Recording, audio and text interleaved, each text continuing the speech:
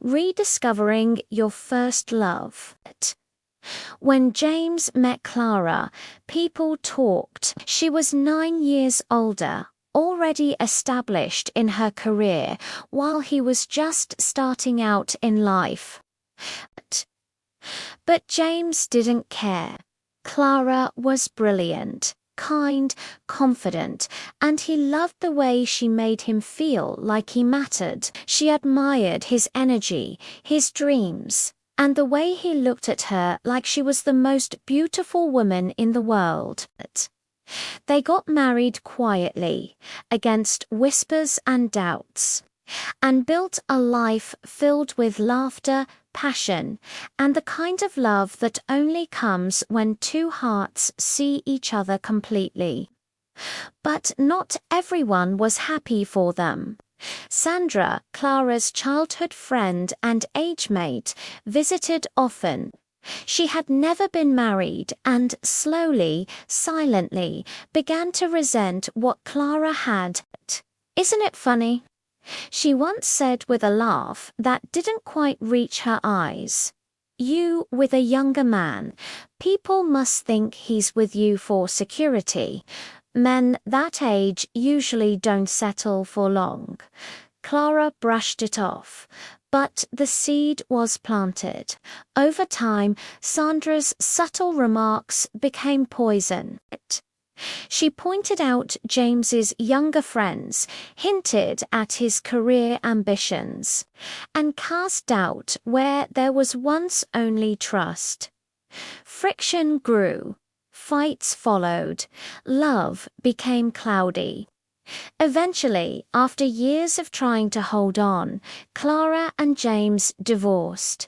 James remarried a few years later to a woman closer to his age. Clara also found someone new, someone more suitable, as her family called it. But something was missing. James's second marriage lacked the depth he once knew. The connection felt forced, the laughter strained. Clara too found herself comparing, remembering aching for a feeling she couldn't recreate. Both marriages ended in divorce. Still searching, they each remarried again, hoping the third time would be different. But it wasn't. Love once again failed to take root. They both divorced for the second time. 12 years passed. One day at a friend's memorial service, James and Clara saw each other again, older, wiser, a little bruised by life. They talked awkwardly at first. Then, honestly, the years melted away as memories flooded back. Good ones, the bad ones. They spoke of those too. But this time, without blame. Just truth. There was still something there, something quiet but strong. The love hadn't died. It had simply been waiting. A few months later, they started spending more time together.